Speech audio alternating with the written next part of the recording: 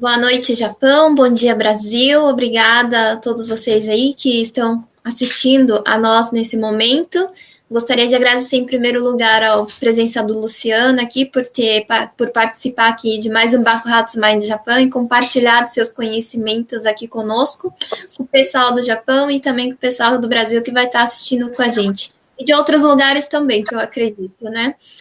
Obrigada, doutor Pianaro, mais uma vez, né? Por estar aqui conosco e estar aqui comandando junto mais uma vez o Ratos Mind Japão. Vou passar para você dar um oi para o pessoal.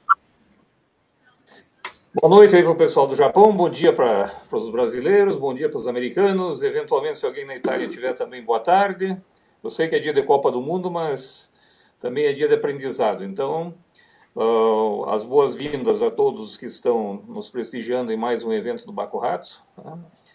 Da Arco Digital Publicity, e especialmente um excelente bom dia para o meu amigo, tá, meu vizinho aqui, mas nós estamos em ambientes diferentes, né? Luciano Pereira, né? O homem do marketing, o homem que está fazendo a revolução do marketing, um trabalho muito interessante de mestrado junto à Florida Christian University. Tá? Então, bem-vindo, Luciano. Eu não gosto de fazer as apresentações de currículo, porque eu acho isso um pouco cafona, né, nos dias de hoje, mas eu deixo para você mesmo fazer a sua apresentação. E vamos em frente. Bom dia e muito obrigado por ter aceitado o nosso convite aí. Ótimo.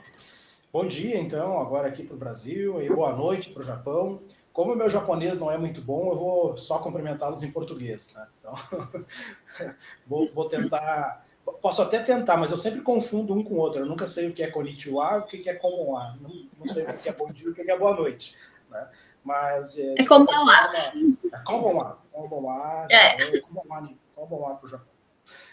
Muito obrigado, professor Pianaro, pelo convite. Obrigado, Patrícia, também, por esse convite. Para mim é uma honra poder estar aqui com vocês, né? Poder bater esse papo aqui com vocês nessa manhã fria aqui de Curitiba, mas muito quente, noite quente aí no Japão, né?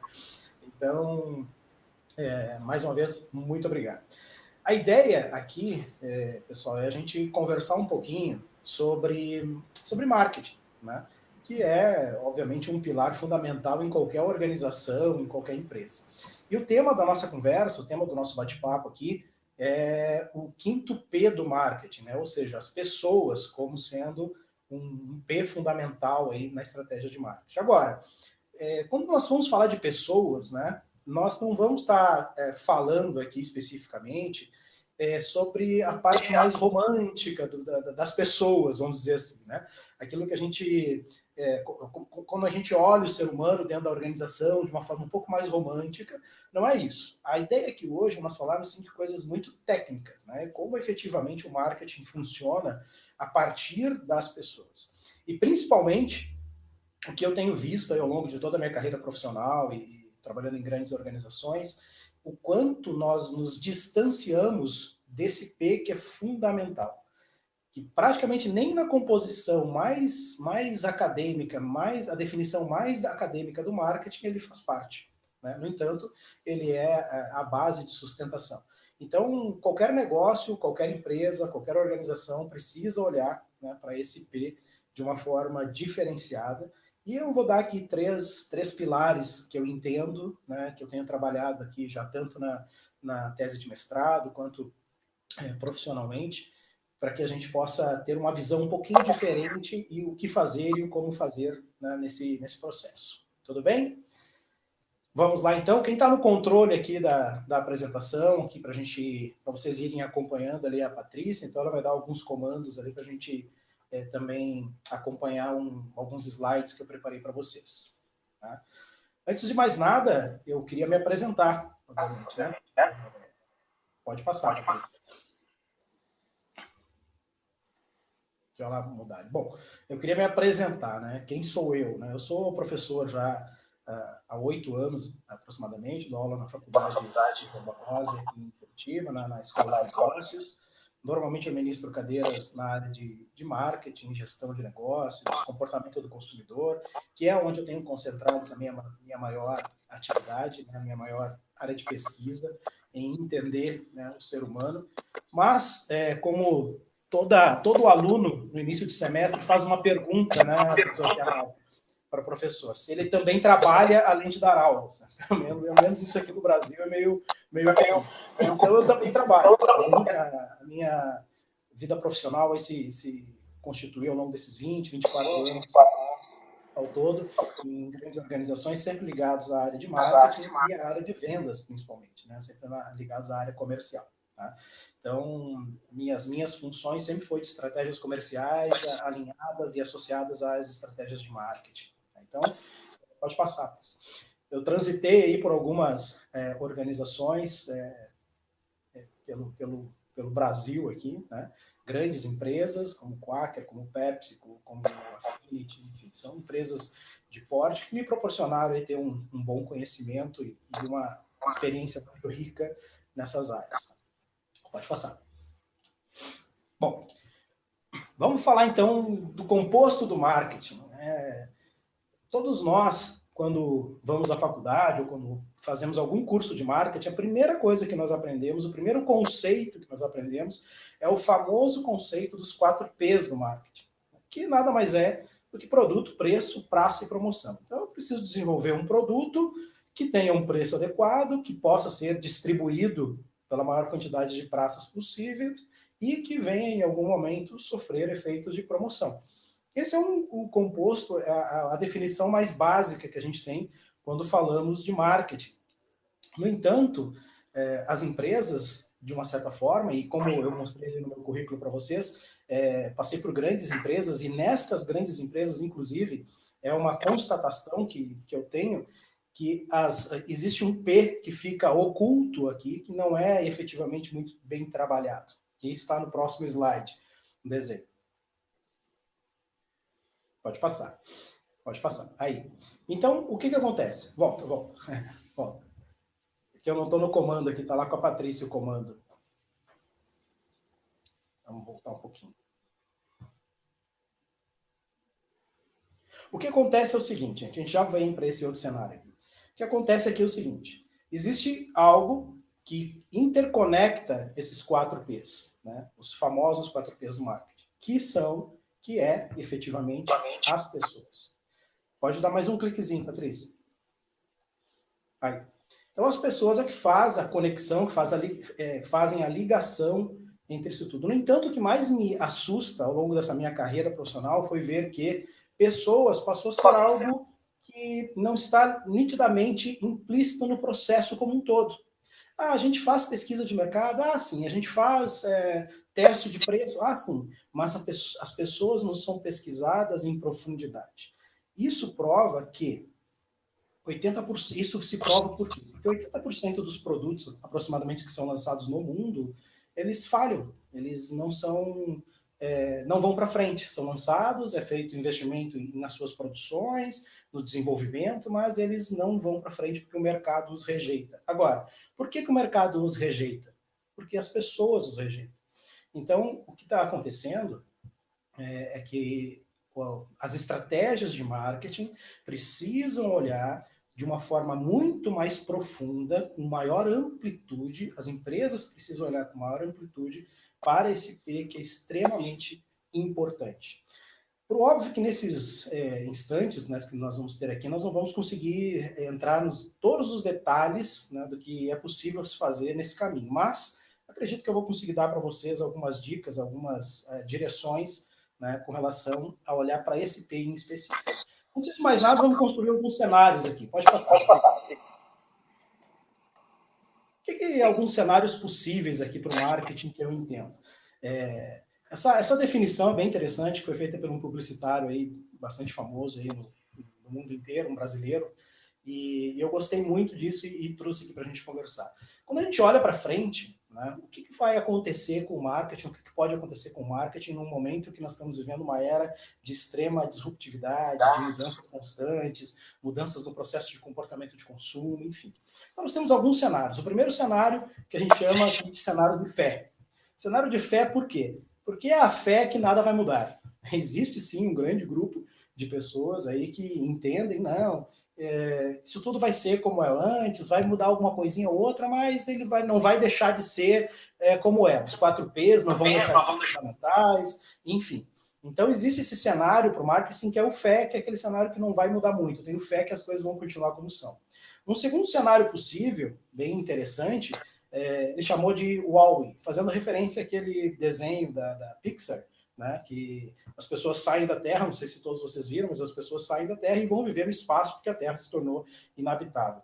E lá no espaço, todas as pessoas naquela nave espacial, lá naquela nave mãe, elas não caminham, elas andam em cima de esteiras flutuantes e tal, e todas elas ficaram bem gordinhas, né, porque a tecnologia facilitou tanto a vida delas que elas não tinham mais necessidade de mudar. Queria alguma coisa, apertava o botão, aparecia. Queria mudar de roupas, não sei se vocês lembram dessa cena, mas teve um lá que cansou, eles usavam uma roupa vermelha, daí ele queria usar uma roupa azul, apertou um botão, ficou azul, todo mundo botou a roupa azul ao mesmo tempo. Né? Então, esse cenário quer traduzir o quê? Que nós vamos chegar num momento que tudo vai ser tão automatizado que o marketing vai perder a sua função principal. Né? Então, assim, é um outro extremo, né, do que a gente está falando do que o que a gente tem hoje.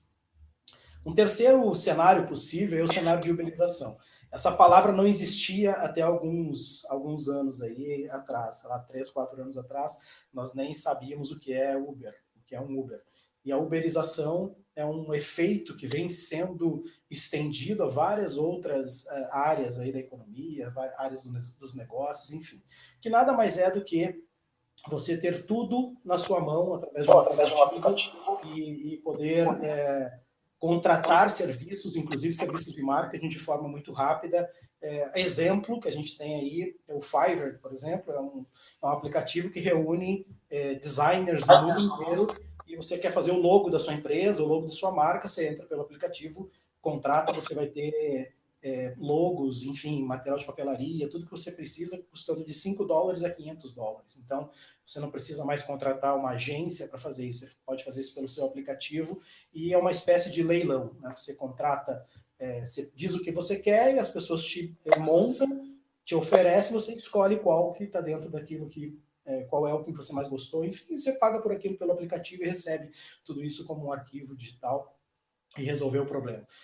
Também é um cenário possível quando a gente olha para marketing, tem um nível de uberização que vai tornar as coisas mais rápidas dentro de um próprio aplicativo. E um quarto cenário que foi traçado por esse pessoal da publicidade, que é bem interessante, que é o cenário Tesla. Tesla, fazendo referência a Nikola Tesla, né, que foi um homem extremamente disruptivo aí ao seu tempo, né, inventou coisas que até hoje nós não temos isso ainda funcionando, como, por exemplo, a energia elétrica por wireless, né? Então, você transmitia energia elétrica sem precisar de fio. Tesla fez isso há 40, 50 anos atrás. Então, é o cenário da ultramodernidade, da utilização da tecnologia de uma forma sem precedentes. Nós nem conseguimos imaginar hoje ainda coisas que podem ser feitas através da tecnologia. Então, esses 4 cenários retratam, assim, o que a gente tem muito próximo da realidade hoje é aquilo que está ainda bem distante, mas que é possível, né? Que nós não podemos nos furtar de entender que é possível chegar naquele lugar ou naquele tipo de cenário. Ok? Pode mudar, Patrícia. Bom, falando de marketing, não tem como a gente não falar de Kotler, né? Kotler, na sua já com 84 anos, ou 87 anos, alguma coisa assim. Em 2014, ele esteve no Brasil e ele deu uma entrevista, né, para a revista Exame, e de toda a sua entrevista, uma das respostas que ele trouxe foi bastante interessante. Ele foi perguntado sobre os futuros do marketing, se ele tivesse que recomeçar novamente, e o que ele apostaria. Ele falou que apostaria muito forte no marketing digital, que hoje nós já sabemos que não tem como nós não estarmos ligados, né, ao marketing digital, e ele trouxe essa resposta bem interessante. Está em aperfeiçoar ferramentas de marketing digital sem esquecer de outras áreas bastante promissoras, como o próprio neuromarketing, que era algo também que em 2014 estava ainda engatinhando, tanto no Brasil, no mundo já estava um pouco mais evoluído, mas no Brasil ainda estava engatinhando. Então, o próprio Kotler, aos 84 anos, quando ele deu essa entrevista, falou que Se ele tivesse que recomeçar, ele iria para marketing digital e olharia com muito cuidado outras ferramentas como o neuromarketing. Pode passar. Bom, o que há de mais moderno, então, hoje no mundo dos negócios, quando nós olhamos para esse contexto todo e para essa fase que nós estamos vivendo na humanidade? Tá? Pode clicar. Que é neurociência ajudando a construir estratégias de marketing. Para nós que mexemos com isso, é uma coisa bem... Pode deixar aí. É uma coisa bem... até quase que óbvia. Né? Mas quando a gente leva isso para dentro das organizações, né, existe uma distância enorme entre o que se faz hoje de forma tradicional e o que não se faz hoje utilizando neurociência. Tá? E não são, quando eu falo isso para vocês, são grandes organizações, não são pequenas organizações, não. As organizações que já trabalham com neurociência, que já utilizam dessas técnicas de neurociência, elas já estão na frente. Aí a gente pode citar algumas, Apple, Coca-Cola, enfim, são empresas que nós sabemos reconhecidamente já estão na frente de muitas outras. E qual é o segredo? Está aí o segredo, neurociência ajudando eles a construir suas estratégias de marketing. Quer ver como isso é verdade? Pode mudar. Alguém conhece esse cidadão aqui? Alguém já viu esse cidadão? Provavelmente sim. Né? Esse cidadão aí é o senhor chamado Richard Thaler, ou Richard Thaler, não sei como exatamente pronunciar o seu nome. Pode clicar, Patrícia. E ele nada mais é do que o Prêmio Nobel de Economia de 2017. Agora, o interessante é que o Richard Thaler, ele não é um economista. O interessante disso tudo é que ele é um psicólogo. Né? Ele é um psicólogo que trabalha com psicologia comportamental. Então, quando eu estou falando que as pessoas agora começam a assumir um papel diferenciado nas ciências, né? Aqui tem um exemplo muito claro. A economia chegou ao ponto de que ela não consegue mais caminhar na sua tradicionalidade e ela precisa encontrar outros caminhos. E um dos caminhos mais relevantes na economia, quando ela cruza com a neurociência, é o entendimento do comportamento humano. E aí nós temos psicólogos comportamentais que estão fazendo essa função. E o que o Richard Thaler fez? Pode clicar, Patrícia. O que ele fez? Ele pesquisou o quê? Ele desenvolveu uma teoria, chamada teoria da contabilidade mental, que explica de uma forma muito clara como as pessoas tomam decisões. Olha que interessante, né? Como as pessoas tomam decisões financeiras. Tomar uma decisão financeira para nós não é muito fácil. Tá? Nós temos alguns vieses cognitivos no cérebro que não nos permitem tomar decisões de muito longo prazo. Não é confortável para nós tomarmos decisões de longo prazo. Então, ele pesquisou isso. Estudou por que os pensamentos e as emoções aí afetam a economia como um todo, né? E como que os indivíduos eles fluem, como eles atuam nos mercados. Isso trouxe para um psicólogo comportamental um prêmio Nobel em economia. Olha que interessante quando a neurociência começa a cruzar com outras áreas de negócio. E não é diferente no marketing. Muito embora no marketing ainda a gente precisa caminhar um pouquinho mais, a gente precisa crescer e evoluir um pouquinho mais. Pode passar, Patrícia. O que nós temos como modelos de negócio? Tá? Nós temos aí o modelo B2B, nós temos o modelo B2C. B2B, Business to Business, e o modelo B2C, Business to Consumer. Porém, já está claro para nós que o B deixou de ser B e o C deixou de ser C. Né? E hoje a gente tem um novo modelo que as empresas precisam começar a olhar para isso de uma forma mais intensa, e esses são os 3 pontos, 3 pilares que eu quero conversar com vocês já, que é o que a gente chama de business to human. Não existe nada do outro lado da mesa, nada do outro lado da linha que não seja um ser humano. Por mais que minha empresa seja uma empresa que produz equipamentos para outras indústrias, eu vendo B2B, eu vendo de negócio para negócio. Quem compra o produto do outro lado é um ser humano. Então eu preciso, sim, entender como funciona isso. Tá? Pode clicar. Quem está dando as cartas até agora, né, a partir de agora, são essas pessoas aí. É para elas que o marketing precisa se direcionar. É por elas que o marketing precisa se direcionar. E uma verdade absoluta que eu quero deixar para vocês aqui. A verdade absoluta é que se nós entendermos isso, tudo vai mudar, tudo começa a mudar quando a gente olha para a estratégia. 100% dos empregados da sua empresa são pessoas 100% dos clientes da sua empresa são pessoas. Se você não entende pessoas, você simplesmente não entende de negócios. Não adianta, né? Você pode ser o maior estrategista do mundo, pode ser a pessoa mais inteligente do mundo, pode ser a pessoa que mais produz no mundo, mas se você não entender de pessoas, você não entende de negócios. É simples assim. Por isso que fundamenta a nossa necessidade de trazer o marketing como uma ciência, né, ligada sim a pessoas. Tem um gráfico que eu quis trazer aqui para a gente entender também, que é um gráfico bem interessante, que é do Eric Teller, ele é um executivo do Google. Aí ele trouxe esse gráfico, eu não sei se vocês vão conseguir ver que ele está bem fraquinho aqui. Mas ele mostra uma coisa interessante. O conhecimento humano, a adaptabilidade humana, ela cresce numa linha, ela é linear no seu crescimento ao longo do tempo, né?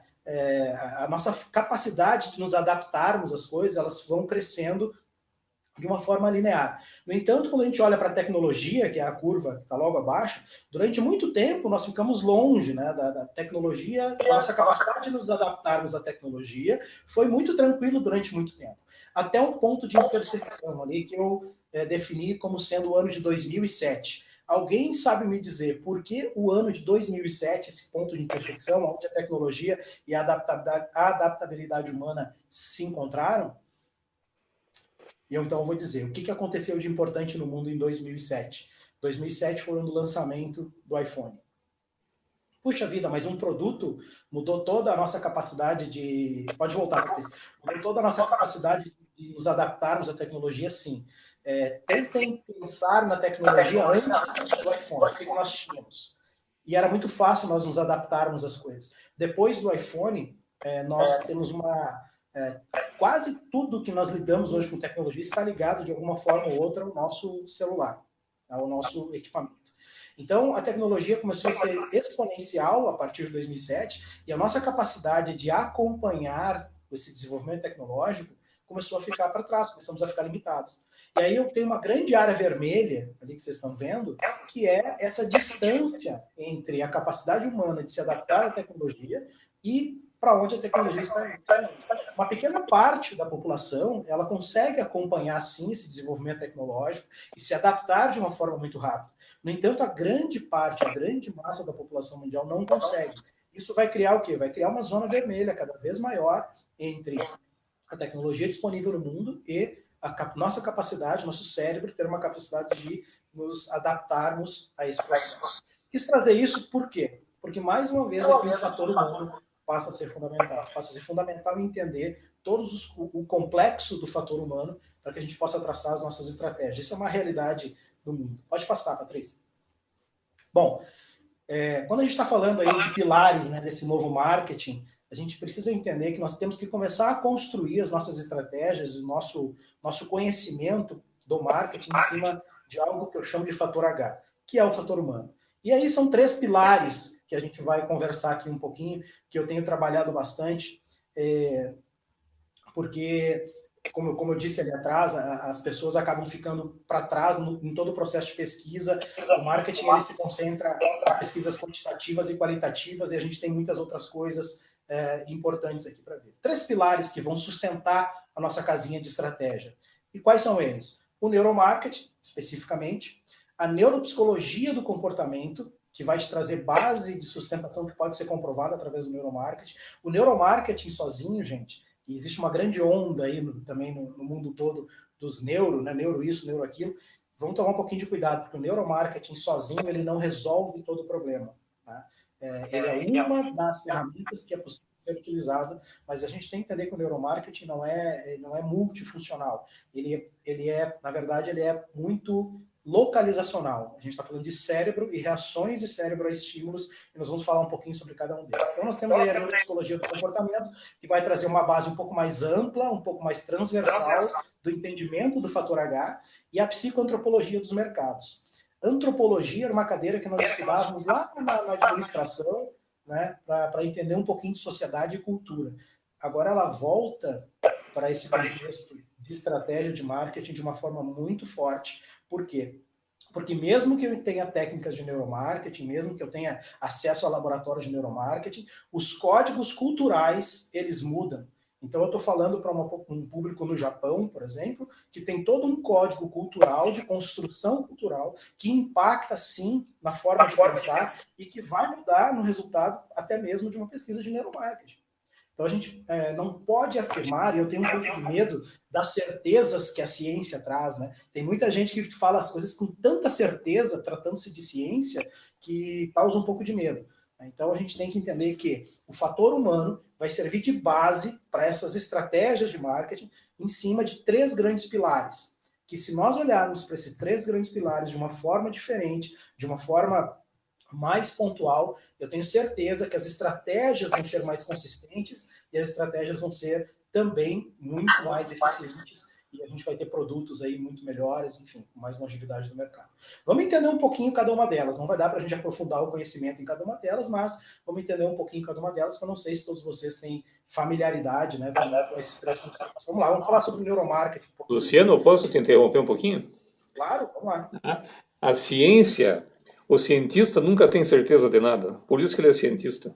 Por isso que ele é cientista, exatamente. Por isso que ele está na busca do novo. Isso é fundamental entender também.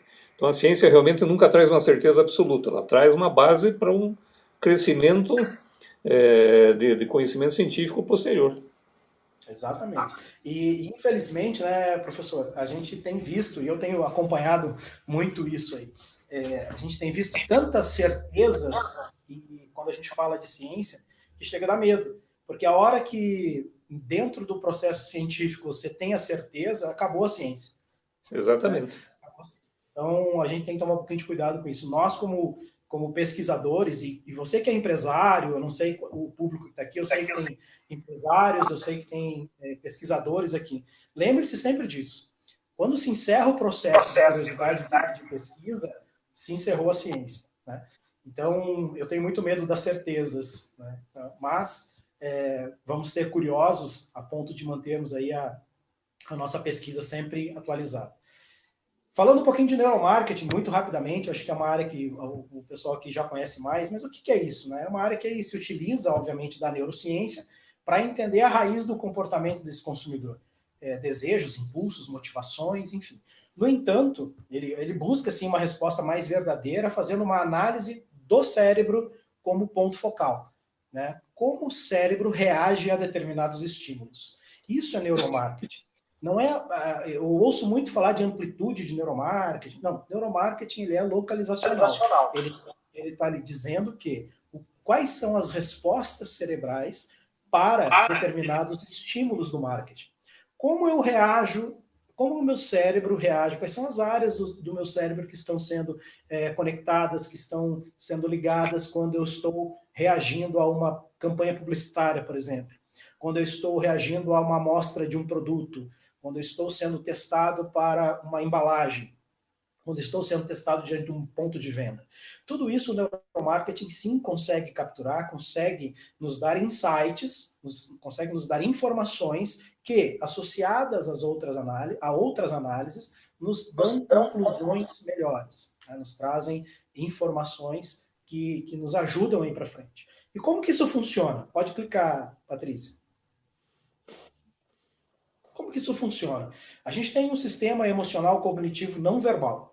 Muitas coisas que acontecem, ou melhor, tudo que acontece conosco é biológico, inclusive o ato de consumo. Então nós temos o olho, os nossos olhos, como sendo o grande receptor das informações. 90% das informações que nós recebemos, elas chegam através dos nossos olhos. Nós temos o cérebro como grande gerenciador central de todas essas informações. O nosso coração como regulador autônomo. E aqui, quando eu falo de coração, gente, não é de novo, aquela visão romântica, né? O amor do coração, não é isso não. O coração, ele é o regulador autônomo porque é ele que controla os batimentos cardíacos e ele que controla a nossa ativação biológica. Então, quanto mais acelerado o meu coração, maior o meu nível de excitação fisiológica e ele é o motor, ele é que é a válvula motora do sistema nervoso simpático e parasimpático que faz o meu corpo entrar num estado de ativação biológica ou desacelerar. Ou eu fico excitado fisiologicamente ou eu desacelero. E como que nós capturamos isso dentro do neuromarketing? Através de de um processo, né, utilizando, obviamente, aparelhos, mas eu tenho alguns evidenciadores. Um deles são as mãos. Então, eu consigo capturar, através das pontas dos dedos, né, a tal excitação fisiológica e entender se aquele estímulo que eu estou dando ao consumidor está causando excitação fisiológica e, através da leitura, por exemplo, das expressões faciais do rosto, eu consigo entender se eu tenho ativações emocionais, se eu tenho quais são as reações que o meu corpo está demonstrando ao estímulo que eu estou recebendo. Isso, obviamente, de uma forma muito simplificada, que eu estou explicando para vocês. Mas, e óbvio que a gente precisa aqui de laboratório, a gente precisa de equipamentos para poder ter essa precisão do neuromarketing, né? Então, por isso que eu falo assim, o neuromarketing por si só, ele não vai conseguir me trazer todas as respostas que eu preciso dentro da minha estratégia de marketing. Por isso que eu preciso ter os outros dois pilares para ajudar nesse processo de estratégia. Pode clicar, Patrícia. Então, quando a gente está falando de neuromarketing, aqui a gente tem basicamente 3 formas de fazer.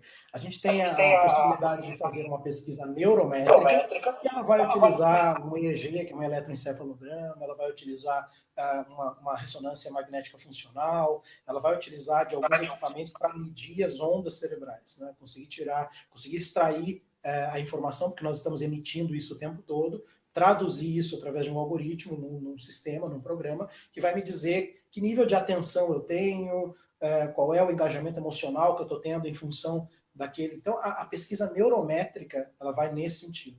Aí nós temos a pesquisa biométrica, que é, por exemplo, a captação da sudorese na ponta dos dedos, que vai me dizer se eu estou tendo excitação fisiológica. E o eye tracking, que é a medição do globo ocular, que vai me dar alguns insights de onde eu estou vendo, o que eu estou vendo. Quando eu junto essas 3, e a codificação facial também, que mostra as minhas microexpressões faciais. Quando eu junto esses 3 ou 4 formas de fazer, eu tenho aí um composto dentro do neuromarketing que vai me ajudar a entender quais são as reações fisiológicas daquele consumidor àquele determinado estímulo. Certo? E isso, claro, pode ajudar muito na tomada de decisões, na publicidade, na própria estratégia de lançamento de produto, tudo mais. Mas, de novo, eu quero reforçar isso, não é só isso que faz. Até porque você tem um bom laboratório de neuromarketing, você vai ter que investir aí um bom dinheiro, né? E principalmente ter alguém que saiba fazer as medições e chegar às conclusões necessárias. Tá? Então, o pilar neuromarketing é isso, gente. É utilizar de informações cognitivas não verbais, né, que vão nos dar informações. Por isso que eu digo que ele é extremamente localizacional. Ele está focado no cérebro. Ok? O segundo pilar que nós falamos lá é a neuropsicologia do comportamento do consumo. E talvez aqui onde é que eu vou prender um pouquinho mais do assunto com vocês. Porque ela cria uma base que pode ser medida depois pelo neuromarketing, mas também ela pode ser simplesmente trabalhada com observação. E aí, observar tem que ser uma função muito clara para qualquer empresário, né? Qualquer executivo de negócio, enfim, qualquer um de vocês.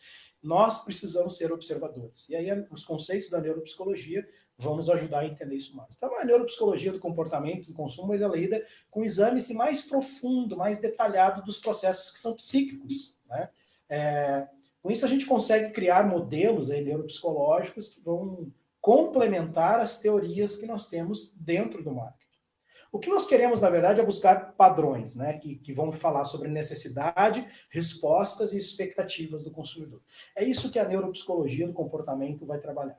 Necessidades, respostas e expectativas. Ou seja, ela consegue trabalhar de uma forma mais transversal quando eu estou olhando para o ser humano, quando eu estou olhando para as pessoas. Por quê? Porque através do processo observacional, eu já consigo ter insights muito interessantes. Ok? Pode passar, Patrícia.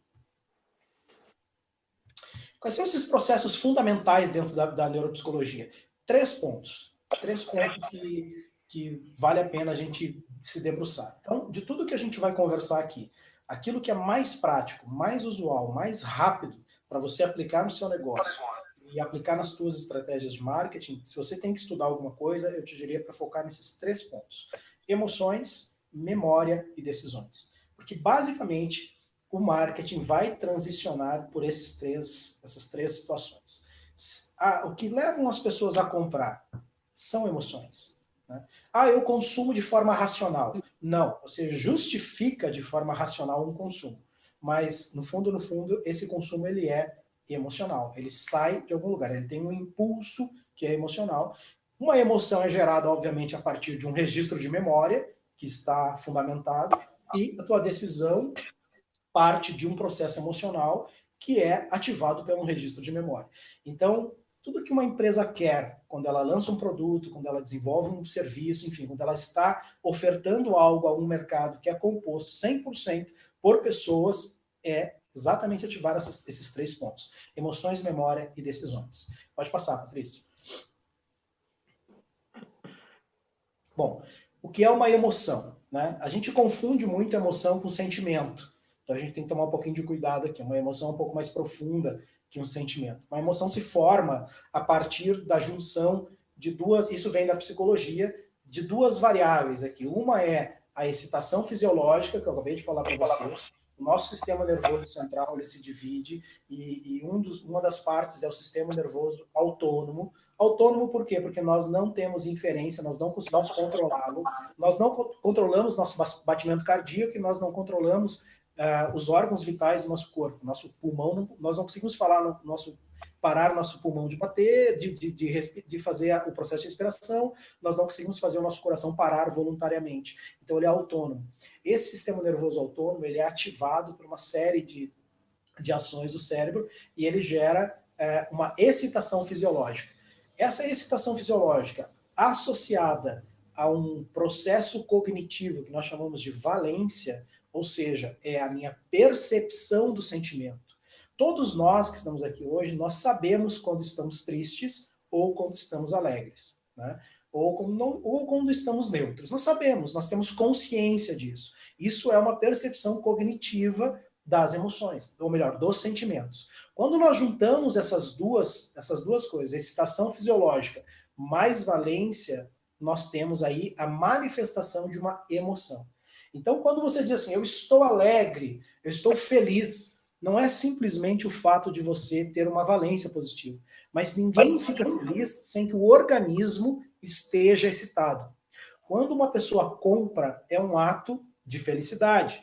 Ela se encontra num estado no qual ela tem uma valência positiva, ela está bem, que ela comprou aquilo foi bom para ela, mas ela tem que ter uma excitação fisiológica. Então, uma emoção nasce da cruzamento dessas 2 coisas, né? Tanto a valência quanto a emoção. Como que eu faço o meu cliente chegar no meu ponto de venda ou comprar o meu produto, né? Eu preciso gerar uma emoção. E para gerar uma emoção, eu preciso ativá-lo biologicamente e levá-lo a um estado de valência positiva, levá-lo a um estado de sentimento bom, traduzindo de uma forma mais simples para vocês. Quando eu consigo fazer esse movimento emocional, eu tenho ativação, eu tenho movimento. No entanto, quando eu não tenho excitação fisiológica, como vocês estão vendo aqui nesse quadro, quando eu não tenho essa excitação fisiológica, eu tenho inércia. Ninguém se movimenta quando não há excitação fisiológica. Por exemplo, nesse quadrante à direita, onde é que está escrito sereno, relaxado, calmo, contente, esse desenho é um desenho que vem da psicologia, esse modelo vem da psicologia, é chamado círculo circunflexo, de um psicólogo chamado James Russell, ele que fez começou a mostrar as emoções nessa base de cruzamento de valência com excitação, só para explicar para vocês. Então, quando o meu cliente ele está relaxado, ele está calmo, ele está tranquilo, ele chega no meu ponto de venda, ele tem contato com o meu produto, mas ele está em estado parasimpático, o estado fisiológico dele não é favorável para a compra. Então, o que eu tenho que fazer? Eu tenho que levar ele para um estado favorável para a compra. Esse estado de compra, ele se dá somente quando eu tenho excitação fisiológica. Então, se eu não utilizar, por exemplo, de marketing sensorial, dependendo do produto que você vende, vamos dizer que você venda um produto que seja alimento. Se você não utilizar do cheiro, para ele perceber uma cafeteria, né, Bernardo? Gostamos tanto de estar em cafeterias. Aí. Se não tiver lá o cheirinho do pão de queijo sendo feito na hora, se não tiver essa ativação sensorial, eu não saio do estado de inércia para o estado de movimento. Então, eu preciso sim fazer uma ativação do sistema nervoso para que esse cliente chegue no estado de compra. E onde é o estado de compra quando nós estamos falando de matriz emocional? É no quadrante direito superior, ali onde é que ele está alerta, excitado, exaltado, feliz, ali vai acontecer a compra. Porque ninguém compra também, ninguém executa um processo de compra se ele tem uma valência negativa. Ele pode estar até excitado, mas se ele não está feliz, ele não vai comprar. Ninguém compra triste, né? É estranho isso. Então, quando a gente está falando de emoções dentro do marketing, temos que entender que existe uma matriz de movimento emocional. Para mim gerar uma emoção, eu tenho que ativar essas duas coisas: valência e excitação fisiológica. Tudo bem? Beleza? Vamos para frente, Patrícia. Bom, aí nós temos o sistema AIDA, que eu gosto muito de utilizar também. Só nesse quesito emoção, gente, nós podíamos ficar aqui 10 horas falando, porque isso é complexo, mas eu trouxe para vocês assim, o básico do entendimento, né, de como eu gero uma emoção. Okay? O sistema AIDA aí também é oriundo da psicologia, mais da psicologia empírica, né, e é uma coisa bastante antiga, em 1912, né, um psicólogo chamado Jean Arendt, ele desenvolveu o sistema AIDA, que trata assim, da decomposição do comportamento das pessoas em 4 etapas. E eu acrescentei mais uma etapa que vocês vão ver já já, que eu acho que faz parte. Quando a gente olha para marketing, a gente faz sentido ter mais uma etapa aqui, que é o AIDA, que é a atenção, interesse, desejo e ação. Não sei se alguém já tinha ouvido falar sobre isso. Atenção, interesse, desejo e ação. Então, o comportamento ele se fragmenta nessas quatro etapas. Pode passar, Patrícia. O que é o efeito AIDA? Aí eu acrescentei um Dzinho a mais ali. O D a mais é por minha conta. Por quê? Porque a gente tem a atenção. Normalmente a gente tem comete um erro, tá, dentro de uma análise de marketing, dizendo que eu preciso chamar a atenção do consumidor. Como se a atenção fosse um processo autônomo. E ele não é autônomo. Ele é induzido. Tá? Ele é direcionado. A atenção, ela só é capturada porque existe algo chamado interesse. Então, o grande gerenciador do processo, né, da tua estratégia de produto, da tua estratégia de ponto de venda, enfim, do marketing que você vai aplicar o teu produto, é o interesse. Esse sim, ele é autônomo. Porém, ele só é gerado a partir de algo que já existe. Então, como que eu chamo o interesse? Como que eu chamo a atenção de uma pessoa? Despertando, ativando o interesse. No entanto, esse interesse já precisa estar estabelecido, ele já precisa ter um registro de memória, ele já precisa ter uma contaminação memética com relação àquele ponto específico, àquele produto específico. Tá? Então, esse interesse ele é autônomo, ele é gerenciado pelos sentidos. Então, visão, audição, olfato, paladar, isso ativa o nosso interesse. Nós capturamos as informações de mundo, de ambiente, através dos nossos sentidos, dos 5 sentidos. E isso é o grande gatilho do interesse. Se eu perceber o mundo, se eu tiver interesse pelo que está acontecendo em volta, eu gero atenção. Caso contrário, eu não gero atenção. Se você olha um outdoor na rua, você olha uma campanha publicitária aí no teu computador, aquelas campanhas de remarketing do Google que ficam te seguindo para todo lado, né, quando você entra no seu computador. Se você não tiver interesse, aquilo não for capturado lá no teu campo de memória, lá no teu hipocampo, no cérebro, não gera atenção. Certo? Então, cuidado com isso, porque vamos fazer uma grande campanha publicitária para chamar a atenção dos nossos clientes. Se não houver o interesse, se ele não capturar isso através dos 5 sentidos, e acima de tudo, se ele já não tiver essa informação registrada, não vai capturar a atenção. Você não ativa o processo de atenção. A partir daí vem o desejo, que não é autônomo, obviamente, ele é habilitado pela atenção, e ele é um componente inconsciente. Quando eu capturo o interesse, quando eu chamo a atenção, quando eu chego no interesse através dos 5 sentidos, eu chamo a atenção para o meu produto ou para a minha oferta, eu desperto o interesse, eu desperto o desejo baseado naquela informação que já está registrada lá dentro. Ok? E aí vem o D que eu acrescentei nesse processo todo, que ele tem que fazer parte, que é o D de desânimo. Muitas vezes na nossa estratégia de marketing, a gente leva o nosso consumidor para um desânimo. Ah, como assim? Por quê? Porque eu ativei a atenção, o interesse, o desejo, e ele chegou no ponto de venda e não tem o produto. Ou ele comprou o produto pela internet e eu não consegui entregar a tempo. Né? Ou não tinha o produto disponível para entregar. Desânimo. Joguei ele para uma zona que dificilmente eu vou conseguir tirá-lo depois. Porque ele juntou baixa excitação fisiológica e juntou uma valência negativa, um sentimento ruim pelo produto. Então, cuidado. Luciano, a qualidade do serviço prestado também já leva para o desânimo? Certamente. Com certeza. Por quê? Porque o desânimo, ele tem o desejo que está ligado à expectativa. Né? Então, o desejo, foi gerado o desejo. Então, eu quero receber aquilo muito bem. E a entrega do serviço, e o serviço é mais... A gente tem que ter mais cuidado ainda, porque o serviço ele tem características de intangibilidade, de perecibilidade, eu não posso estocar serviço, eu não posso pegar serviço, né? Então, e a percepção de qualidade do serviço, ela está muito, muito ligada ao quê? Ao interesse. Porque o serviço pode ser bom para você, mas para mim não é. Porque o meu registro de memória ele é completamente diferente do teu. Então, para quem tem empresas de serviço, pesquisar o consumidor, pesquisar essa pessoa, principalmente quais são as características do interesse que ela tem, é fundamental. Excelente pergunta, professor.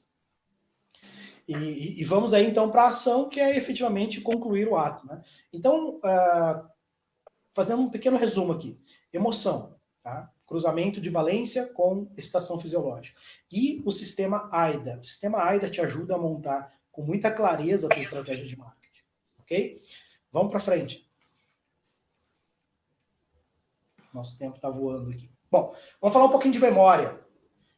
Rapidamente, nós temos basicamente 3 tipos de memória. Tá? A memória ali, que é a sensorial, ou a memória sensorial, que é essa que chega em menos de 1 segundo, que nós percebemos pelo nosso olfato, pelo nosso toque, pelos nossos olhos, enfim.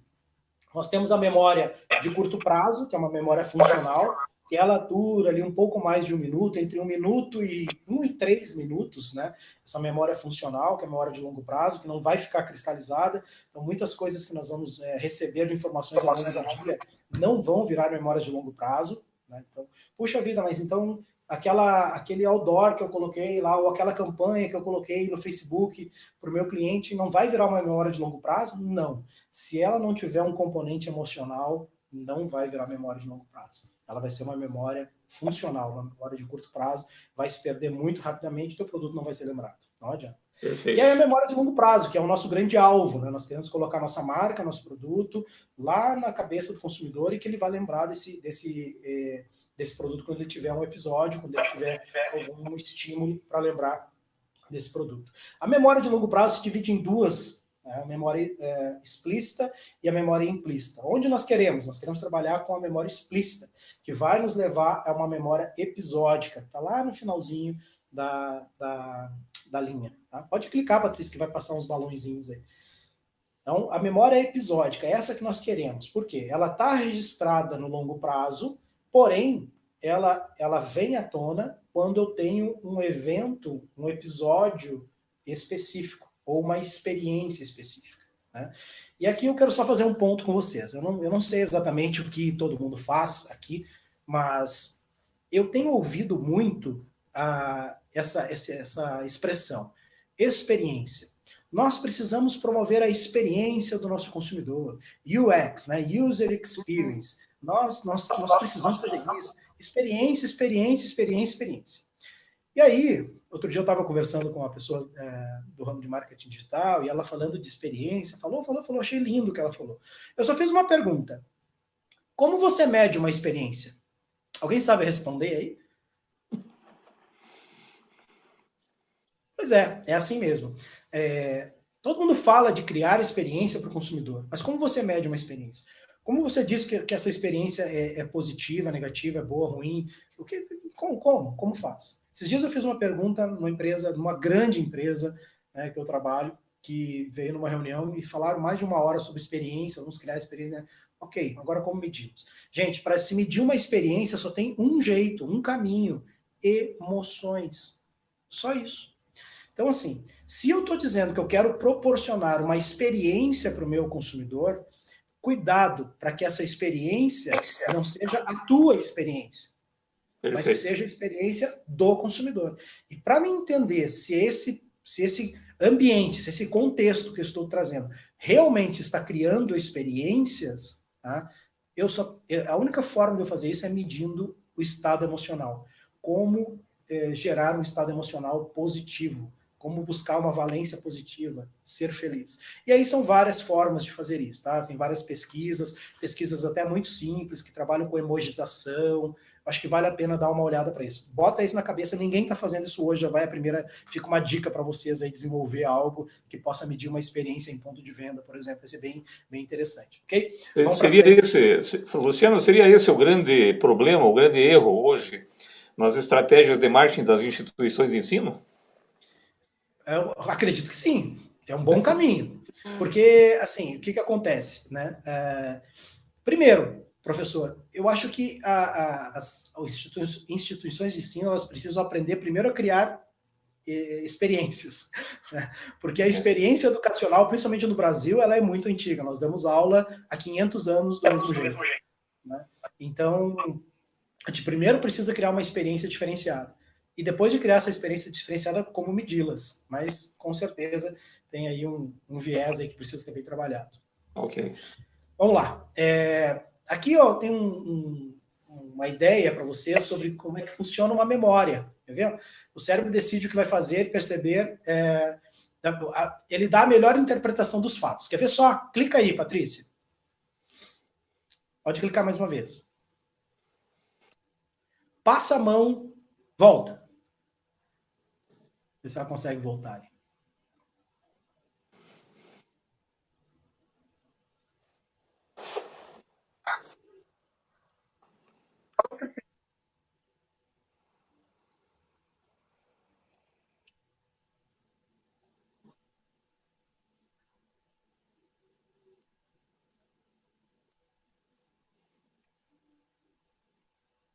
Vamos lá, um clique.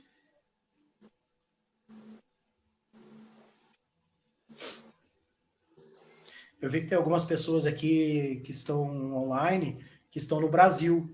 Só para colocar vocês aqui, o pessoal está lá no Japão, tá? Então tem uma diferente, um delayzinho aqui. Olha só, passe a mão nessa parede aí.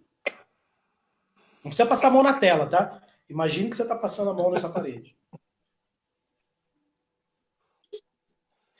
Clica mais uma vez, Patrícia. Agora imagine que você está passando a mão nesse tecido. Pode clicar mais uma vez. Agora imagine que você está passando a mão nessa esponja, você está pegando essa esponja. Eu tenho certeza absoluta que teve gente que chegou a sentir uma coceira na mão. Uma vez eu fiz isso em sala de aula, a menina disse para mim assim, nossa, eu cheguei a sentir a coceira na mão quando passei a mão naquela parede ali. E é uma experiência interessante porque existe um registro de memória já aí no seu cérebro que criou esta realidade e você quase que teve uma sensação a partir de algo que está somente no seu cérebro. Não é interessante isso quando a gente está falando de registro de memória? Não é poderoso isso quando nós falamos de registro de memória? Então criar memórias, tá? Faz parte desse processo neuropsicológico dentro do marketing. Então, se eu quero que o meu produto tenha um melhor desempenho, crie registros de memória. Existem várias formas de fazer isso, contando histórias. Storytelling, né, hoje é uma coisa muito, muito falada aí no meio digital. Né? Storytelling é simplesmente contar histórias. Contar histórias criam registros de memória. Então, isso é muito importante, muito bom. Ok? Vamos para frente que o tempo está correndo aqui. Vamos lá, tomada de decisão. Também, né? Oi? A própria PNL também ajuda, né? PNL, exatamente. Tomada de decisão. Vamos lá. Todo mundo conhece esse iceberg, esse desenho do iceberg. Então, eu quis trazer porque ele é comum para todo mundo. Todo mundo conhece isso. Nós sabemos aí, pode clicar, Patrícia. Nós sabemos aí que a grande parte das nossas tomadas de decisão, elas não são totalmente racionais, né? Dá mais um cliquezinho. Elas vão emergir, né, da onde? Do que é inconsciente, daquilo que está abaixo da nossa racionalidade. Existe aqui algumas pesquisas que falam de 5% a 15%, são decisões mais racionais, de 85% a 95% são decisões que vão emergir de emoções, vão emergir de instintos, vão vir lá do nosso inconsciente. O ser humano é assim, nosso cérebro funciona assim. Eu não quero me apegar aqui aos percentuais, né, porque isso não é tão relevante. O que é mais relevante é saber que, sim, a grande parte das decisões que nós tomamos, seja ela para consumo, ou seja qualquer decisão que tomamos, elas emergem de regiões que são inconscientes. Por exemplo, o que movimenta o iceberg? É o vento que pega na parte de cima ou é a maré que o movimenta pela parte de baixo? Então é assim, nosso cérebro é assim, nosso condicionamento é assim, tá? E o nosso consumidor não é diferente. Okay? Então as decisões, elas são tomadas dessa forma. Pode clicar mais um, Patrícia. Pode ir clicando até o final aqui, até a última linha ali. Vamos montar todo o quadro e a gente vai entender. Bom, em marketing, o que acontece? Os nossos comportamentos e as reações comportamentais, elas estão na parte de cima, elas são perceptíveis, elas são totalmente racionais. As reações de comportamento, aquilo que efetivamente vira algo visível, elas são racionais. E o marketing pesquisa isso, consegue enxergar isso, consegue perceber isso. No entanto, nós temos no mínimo três linhas que estão ali escondidas, né, na parte de baixo, que são os pensamentos, que são parcialmente conscientes, né? O indivíduo tem acesso, ele percebe e tal, mas são parcialmente conscientes. Ali o marketing tem muito pouco acesso. As emoções, que está no meio do nosso iceberg aí, o indivíduo tem acesso e percebe em partes também. Nós temos acesso em partes às nossas emoções, né? Muitas vezes nós confundimos acesso às emoções com os nossos sentimentos, que é um pouquinho diferente, eu já expliquei para vocês anteriormente. E é parcialmente inconsciente. Agora, é totalmente inconsciente aquilo que nós agimos por instintos, ou como agimos, ou quando agimos por instintos. O marketing não tem nenhuma capacidade de chegar lá, de pesquisar isso, se não for entendendo a neuropsicologia, comprovando isso através do neuromarketing ou buscando refúgio na psicoantropologia do mercado. Então, se não for isso, dificilmente eu vou chegar a entender se aquela reação foi instintiva, se aquela tomada de decisão foi instintiva, ela foi emocional, ela foi simplesmente uma reação comportamental. Ok? Vamos para frente. Dentro desse processo decisório, todo o processo decisório, ele está assentado em 4 pontos. Tá? A literatura, vocês vão encontrar bastante coisa falando sobre 2 pontos específicos. Sobrevivência e busca de prazer. Por que tem o jacaré ali? Porque quando nós deciframos o cérebro, eu não quis entrar na parte biológica aqui, para não tomar muito tempo, mas nós temos uma partezinha do cérebro que nós chamamos de tronco encefálico, que comumente conhecido como reptiliano. Por isso que tem o jacarezinho ali. Que é aquele instinto mais primitivo, né? A primeira parte que se forma, e aquele instinto vai dar, aquela parte vai dar os impulsos que estão ligados basicamente à nossa sobrevivência e à busca de prazer. Né? O nosso cérebro busca prazer o tempo todo. Nós, como organismos, nós buscamos prazer o tempo todo. E eu incluí outras 2 que estão muito mais ligadas à área da emoção, tá? Muito mais ligada ao sistema límbico, a uma área mais central do cérebro, que regula os nossos processos emocionais, que é posição e inclusão. Então, o que eu estou dizendo aqui para vocês? Todo o nosso processo decisório, pode voltar, Patrícia, todo o nosso processo decisório, ele está baseado, ele está calcado, ele está colocado em cima de 4 coisas. O ser humano se movimenta para comprar por 4 situações. Ou ele está buscando sobrevivência, ou ele está buscando prazer, ou ele está buscando posição, ou ele está buscando inclusão. Mas por que posição e inclusão? Porque hoje nós temos um efeito, e nós vemos isso acontecendo muito fortemente quando nós vamos às nossas redes sociais. Agora mesmo nós estamos transmitindo também pelo Facebook. Né? Quando a gente vai às redes sociais, quando nós começamos a analisar, a olhar as redes sociais com um pouco mais de cuidado, nós percebemos muito posição e inclusão. Inclusive tem um efeito que eu vou deixar para vocês pesquisarem, aí um efeito psicológico, que também tem uma linha de pesquisa bastante recente, né, que vale a pena dar uma olhadinha, que é o FOMO. É um acrônimo, FOMO, que é uma sigla, uma expressão em inglês, Fears of Missing Out, significa medo de ficar de fora. O medo de ficar de fora, ele está também ligado a psicoantropologia, que nós já vamos ver ali. Mas dei uma pesquisada nisso que é bem interessante. Por que nós reagimos? Por que nós buscamos posição e inclusão? Porque nós queremos nos posicionar no bando. E a nossa rede de relacionamentos numa rede social nada mais é do que um bando. É um bando moderno, né? Antigamente nós andávamos em bando mesmo, hoje nós andamos num bando dentro de uma rede social. Então nós queremos nos posicionar ou incluir. Quando compramos algo, ou a gente está comprando para sobreviver ou para buscar prazer, ou a gente está buscando para nos posicionarmos ou nos incluirmos. Sobrevivência e reprodução, sobrevivência e busca de prazer biológico, e posição e inclusão mais emocional, mais memético, ok? Vamos para frente, Patrícia. Dentro ainda do processo decisório, uma importante informação que nós temos. Nós temos aí a capacidade de perceber mais ou menos 11 milhões de bits. Nosso cérebro é incrivelmente capaz de perceber o mundo. Tá? Porém, a gente só tem uma capacidade de processar 40 bits de informação por segundo. Nós somos lentos. Essa é a prova que lá no início da nossa conversa, eu mostrei aquele gráfico da adaptabilidade humana, né, que ela é linear. Então, aqui está uma prova disso, uma prova biológica disso. Nós temos uma capacidade limitada de processar todas as informações que recebemos. No entanto, recebemos uma quantidade de informações absurdas durante o dia. E isso, obviamente, impacta no nosso processo decisório. A luta aqui é para fazer o meu produto ser processado nesses 40 bits por segundo. A hora que eu consigo fazer isso, provavelmente eu tenho uma boa chance de transformar um registro em um registro de memória de longo prazo, tá? Que vai ajudar bastante aí na minha estratégia de marketing. Pode passar, Patrícia. Bom, para nós caminharmos aqui para o fim, vamos falar rapidamente sobre essa psicoantropologia dos mercados, que é o terceiro pilar aí na construção da estratégia. Tá? Mais do que simplesmente administrar o mercado, ou administrar os mercados, né, que muitas vezes as empresas fazem, a psicoantropologia vai nos ajudar a identificar, mapear e interpretar, né, os códigos culturais ou as expressões culturais que mudam completamente de ponto para ponto.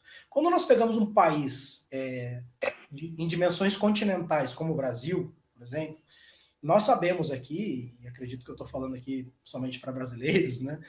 Nós sabemos que o código cultural do Sul é completamente distinto do código cultural do Nordeste. Então, as reações que nós temos de consumidores no Nordeste são reações ligadas à antropologia, porque ela é completamente diferente das reações do consumidor do Sul. Por mais que a gente diga assim, não, vamos fazer um teste do nosso produto utilizando ferramentas de neuromarketing no Sul e vamos fazer o mesmo teste lá no Nordeste. Sinceramente, acredito que nós não encontraríamos o padrão exato. Tá? Por quê? Por conta do código cultural, que rege sim todos os mercados. Quando nós ampliamos esse pensamento para o mundo, latinos-americanos têm uma forma de ver as coisas, uma forma de interagir, né, principalmente com serviços, aí como o Pianaro colocou, completamente diferente do que europeus.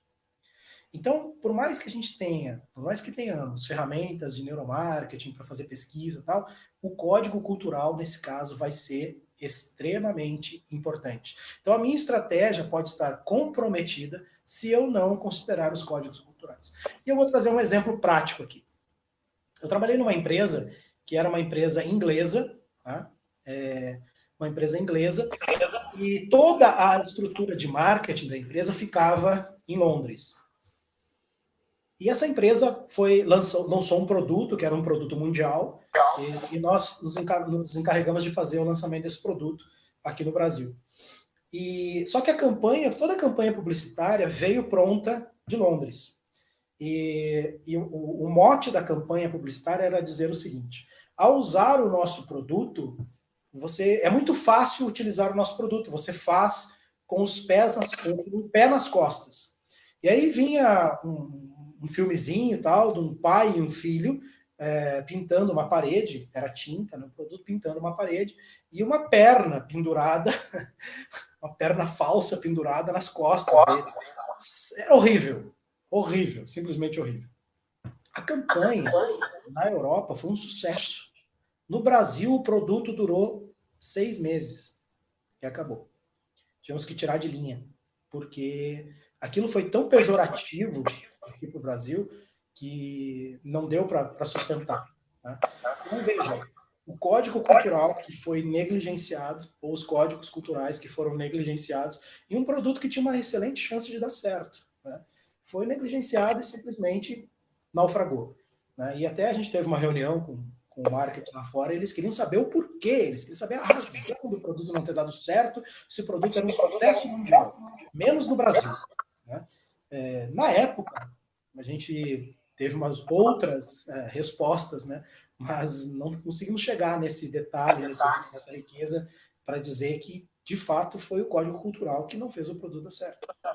Então veja o quão importante é nós entendermos sim da antropologia dos mercados, trazer a antropologia para dentro do estudo dos mercados. Quando a gente está falando de segmentação, nós começamos a entender os mercados a partir do processo de segmentação. E lá nos bancos da universidade nós aprendemos a segmentar psicograficamente, geograficamente, economicamente, enfim, nós temos várias formas de segmentar. No entanto, aqui eu trago uma ideia, uma proposta de uma forma de segmentar diferente, que talvez até pode ser chamada de uma segmentação primária. Fica para vocês também dar uma estudada em relação ao negócio de vocês. Que é uma segmentação por fases da vida. Por que por fases da vida? Porque a nossa forma, a nossa biologia vai mudando ao longo da vida.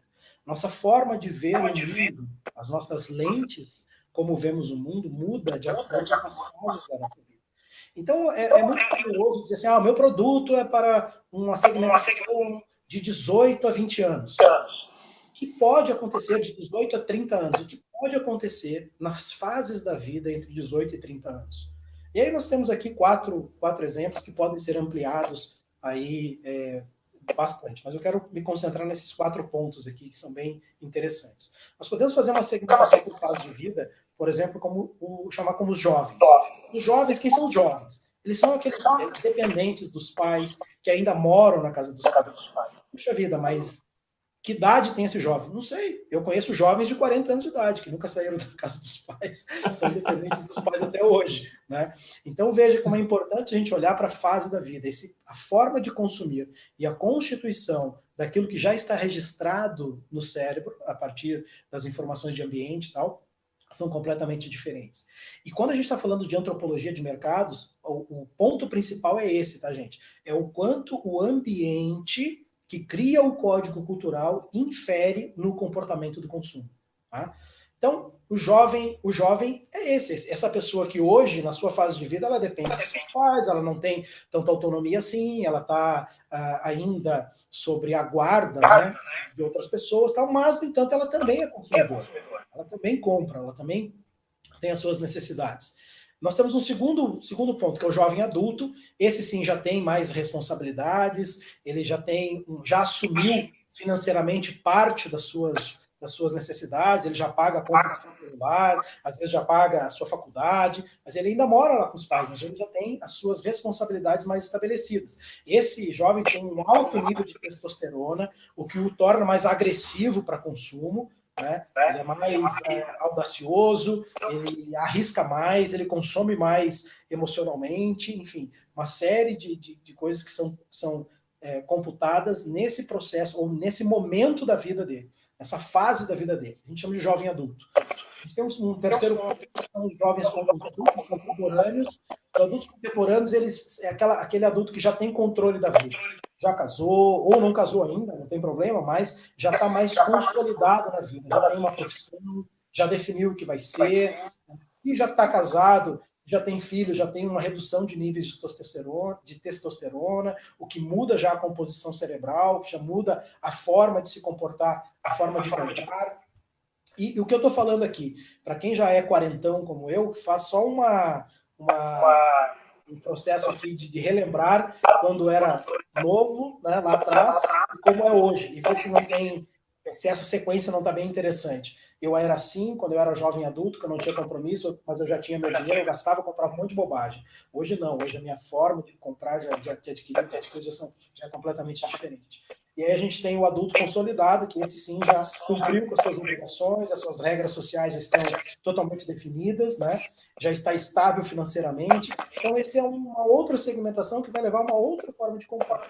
Então, me parece muito mais lógico, quando a gente está olhando para a antropologia do mercado, começar a segmentar o nosso público a partir das fases de vida, do que simplesmente segmentá-los a partir dos métodos tradicionais de segmentação, como idade, como renda e tudo mais. Por exemplo, a gente pode ter um jovem, uma pessoa com 25 anos de idade, mas com características de fase de vida de adulto consolidado? Pode. Por que não?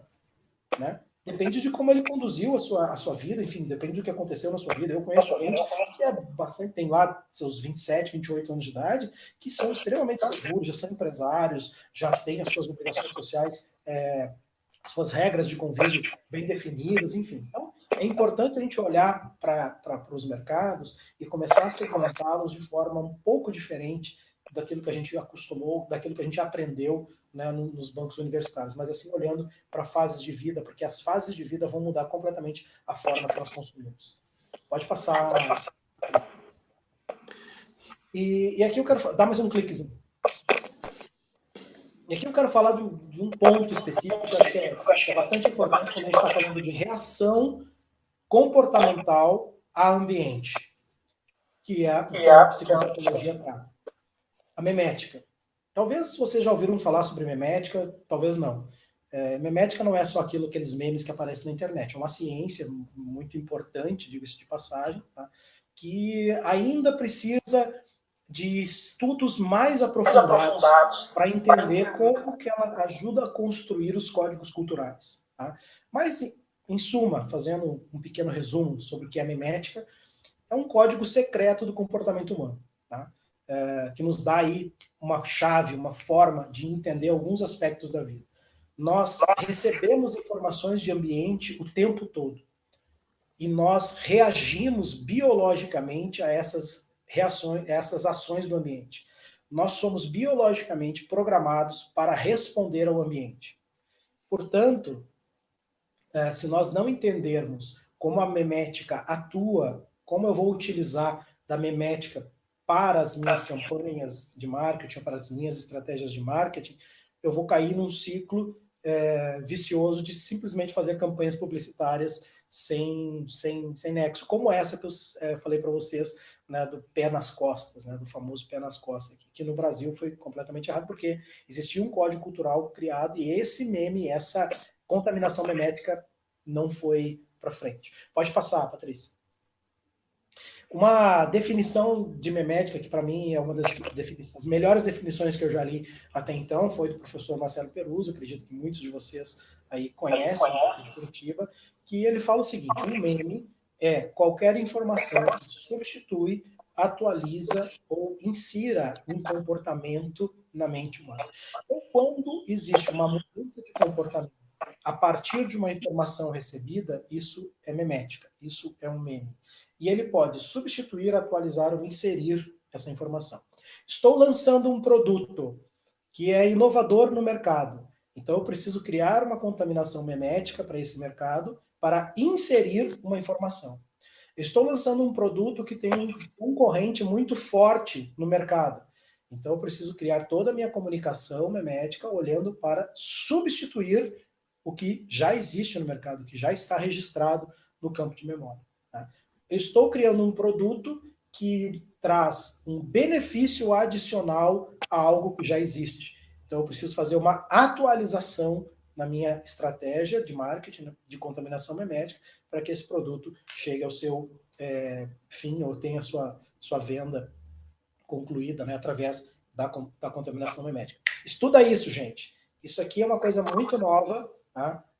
O professor Marcelo fala muito de engenharia memética e se você for procurar essa profissão em qualquer lugar, você não vai encontrar, tá? Porque é uma coisa bastante nova, mas engenheiros meméticos, pessoas que conseguem construir estratégias de contaminação memética ligadas, né, a essa antropologia de mercado, é uma coisa que cada vez mais vai ser muito valorizada e tem uma boa oportunidade aí para quem gosta aí de negócio, enfim, tá? Vamos para frente.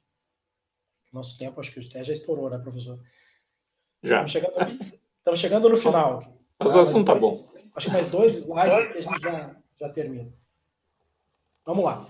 A gente precisa considerar nesse caminho dessa antropologia de mercado algumas coisas que são antigas, mas se tornam muito atuais. Uma delas é o comportamento de bando, né? Nós nos movimentamos em função do bando. Esse comportamento ele é um comportamento ancestral, ele vem lá de trás, né? E ele está ligado basicamente à sobrevivência e à busca de prazer. Tá? Então, nós nos movimentamos muitas vezes em função do que o bando está fazendo, tá? Para buscar também inclusão e posição. Foi o que eu comentei com vocês com relação às redes sociais. Tá? A política utiliza muito desse recurso aqui. Nós estamos chegando aqui no Brasil aí num ano político, né, num ano de eleições. Então a gente vai começar a ver muitas movimentações, muitas contaminações meméticas se valendo desse viés cognitivo que nós temos, chamado comportamento de bando. Nosso cérebro é uma fala do professor Pedro Camargo. Nosso cérebro ele é antigo, adaptado a um mundo novo. Né? Nós temos reflexos antigos adaptados a um mundo novo. Então o comportamento de bando é assim. Nós podemos fazer as pessoas se movimentar em função do nosso produto utilizando desse viés cognitivo. Quer ver um exemplo bem interessante? Eu vi um vídeo, né? Uma loja de roupas femininas dentro de um shopping que quis fazer uma promoção. O que eles fizeram? Eles contrataram várias mulheres e colocaram essas mulheres a caminhar no shopping carregadas de sacolas dessa loja. E aí a loja estava toda preparada, toda decorada, o ambiente estava todo preparado, falando de promoção e tudo mais. Mas aquele monte de mulher carregando sacola dentro do shopping ativou o tal do comportamento de bando. Puxa vida, tem promoção nessa loja. Se eu passasse na frente, provavelmente não ia nem ver. Mas aquelas pessoas carregando sacolas de compras com o nome da loja e tudo mais, ativou o comportamento de bando. A promoção que a loja fez foi um sucesso. E custou quase nada, né? Porque pagou só uma diária lá para as mulheres ficarem passeando no shopping carregando sacolas. Simples assim. Então, daí uma estratégia simples, ativando uma ação chamada comportamento de bando. E na sequência, nós temos o tal do efeito manada. Pode passar, Patrícia. Que também está muito ligado aí ao comportamento de bando. Né?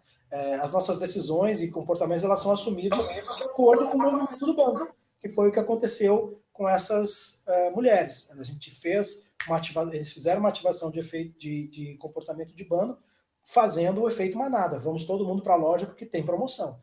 Né? E todo mundo, o cérebro gosta muito dessa palavra, promoção. Pode passar, Patrícia. E para a gente finalizar, gente, mais 2 slides, tá? Que eu quero deixar para vocês aqui. Para nós não cometermos um erro comum, né, nas estratégias de marketing. Nós temos um cérebro completamente diferente nas suas reações psicológicas ou neuropsicológicas entre homens e mulheres. Portanto, não errem a comunicação. A comunicação precisa ser direcionada para homens ou para mulheres, ok? Então isso aqui a gente tem que saber. E aqui tem um estudo, trouxe 6 exemplos de um estudo de um livro bem interessante, engraçado, mas é um estudo científico, mas ele é um livro bastante engraçado, chamado Por que os homens fazem sexo e as mulheres fazem amor. Né? Quem não leu ainda, leia, é bem interessante, além de ser engraçado, né? Você vai rir muito lendo um livro que é um livro científico. Tá?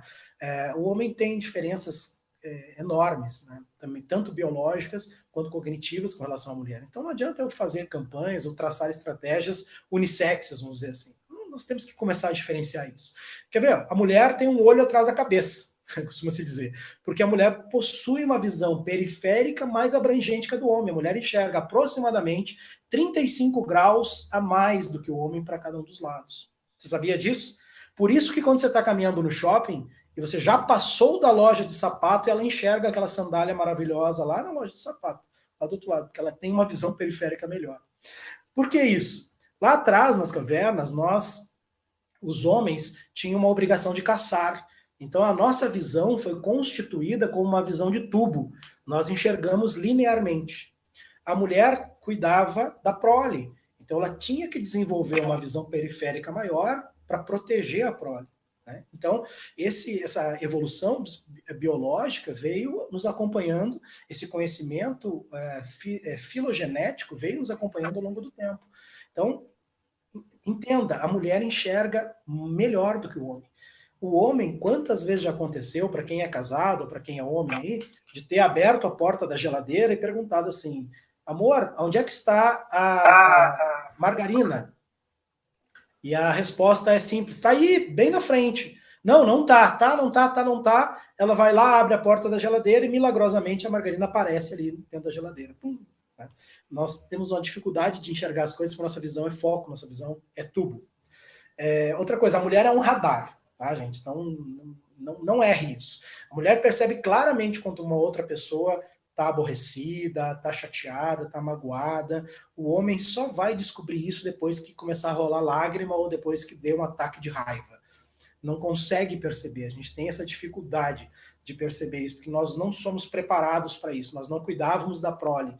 E a mulher precisava saber cada detalhe, cada gemido, né? Quem é mãe aqui sabe também que cada barulhinho diferente, né, do filho já é suficiente para alertar alguma coisa, ok? Os olhos falam, né? O homem define o que vê de forma simples, a mulher não consegue definir nada de forma simples. Por quê? Porque biologicamente a mulher tem 2x nos olhos, ela tem 5 milhões aproximadamente de células a mais nos olhos para captar cores do que os homens. Então, quando você pergunta para uma mulher que cor é esta, ela vai dizer, isso é um azul turquesa. O homem simplesmente vai dizer azul.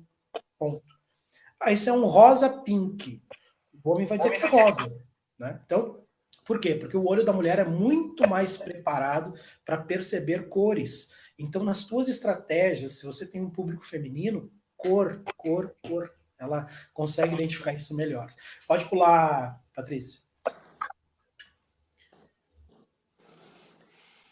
Por que os homens devem assumir a direção à noite? Justamente porque os nossos olhos são mais eficientes à noite. Nós enxergamos melhor à noite. Não dê o carro para sua esposa à noite, porque ela enxerga mal à noite. A mulher sofre de um efeito chamado cegueira noturna, né?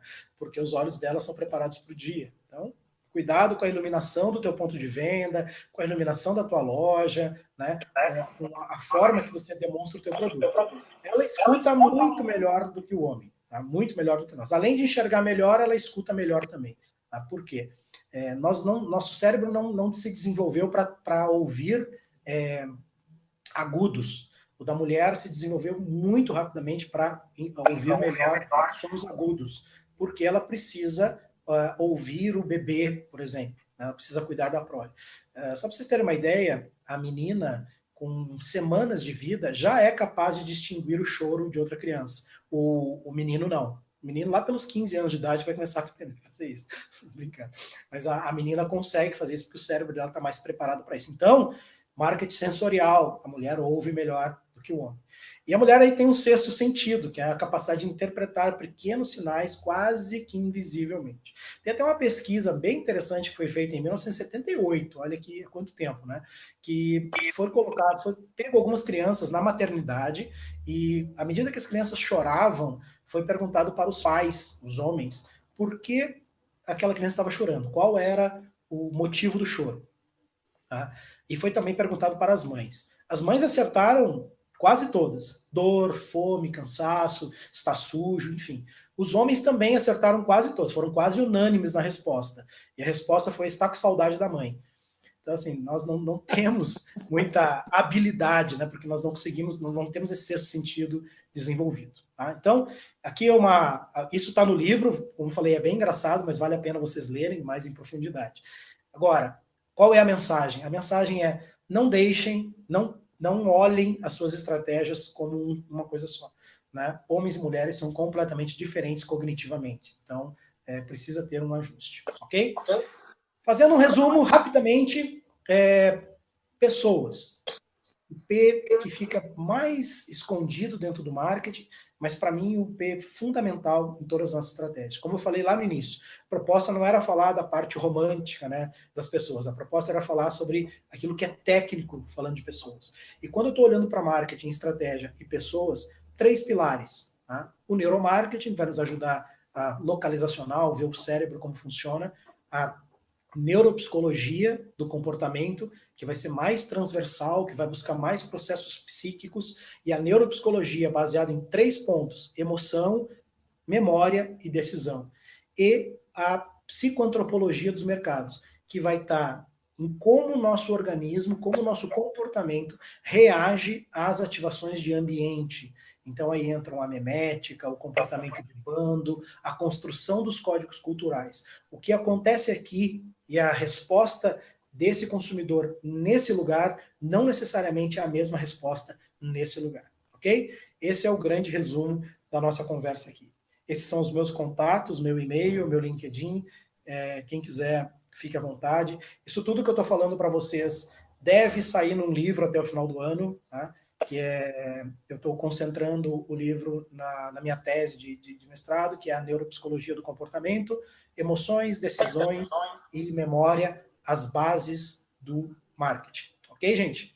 Então, fiquem à vontade, se vocês quiserem me contactar por e-mail ou me procurar aqui no Facebook, sem problema nenhum. Na sequência, aí também tem uma série de referências bibliográficas que pode ajudar vocês aí nas pesquisas, enfim, daquilo que vocês querem pesquisar. Tudo bem? Muito bem, meu amigo. Muito obrigado pela tua excelente apresentação. Confesso que cada vez que eu ouço também eu aprendo um pouco mais. Isso é ótimo. Luciano, só por curiosidade, em termos de marketing, eu vi uma notícia essa semana da Coca-Cola, está lançando no Oriente aí uma Coca-Cola com o mesmo sabor transparente. Sim. Eles estão voltando com esse produto. Esse produto chamava-se Crystal Cola.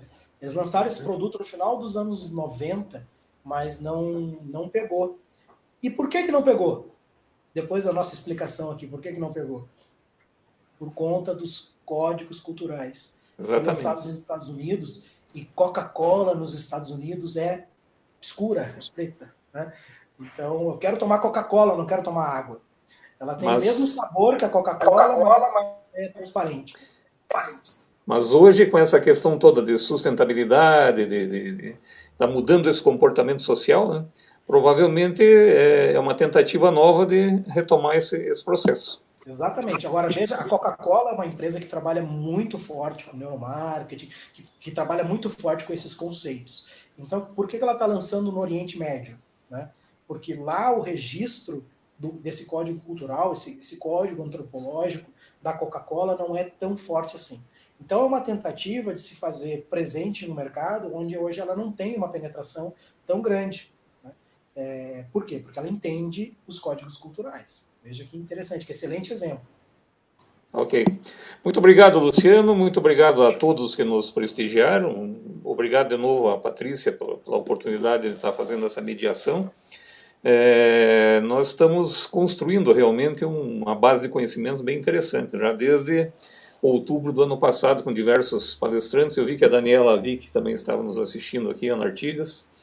Um abraço para vocês. E é tudo complementar. E a tua fala hoje sobre a questão do marketing, principalmente dessa questão antropológica, foi muito interessante. Obrigado, Luciano. Obrigado, Patrícia. E até a próxima. Eu que agradeço a oportunidade, gente. Sucesso para todos vocês. Aí espero ter contribuído aí com algum novo pensamento, alguma forma de ver as coisas, tá bom? E vamos para um bom café sensorial aí, né? Um bom café. Obrigado. Valeu. Imagina, eu que agradeço você, Luciano, por ter trazido todo esse conhecimento. Obrigada ao Pianaro também, mais uma vez, pela participação. E eu estava aqui acompanhando também e coloquei aqui depois para fazer um replay, para quem quiser assistir novamente, vai estar disponível aqui na página da Arco Digital Publicity, né? É só dar um play que dá para pegar desde o início toda a fala do Luciano novamente, ok, gente? Muito obrigada. Bom dia para vocês aí no Brasil. Né? Boa noite para o pessoal que está aqui no Japão e nós terminamos por aqui mais uma vez. E agradeço também especialmente ao professor Clinton Braga, lá da FCU, que também estava nos prestigiando. Olha, que legal. Que legal. Um abraço. Obrigado. Valeu. Tchau, tchau. Tchau.